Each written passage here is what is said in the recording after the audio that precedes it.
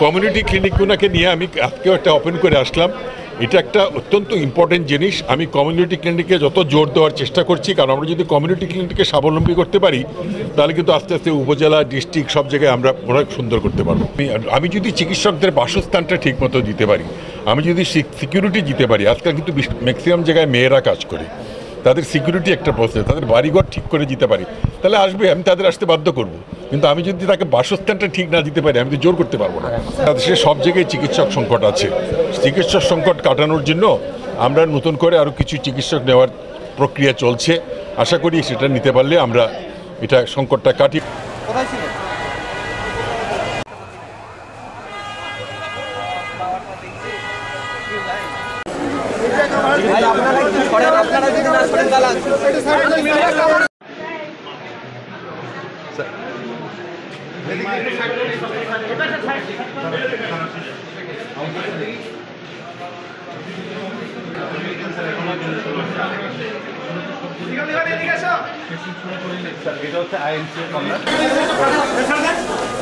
সবাইকে ঢুকতে দিয়ে না।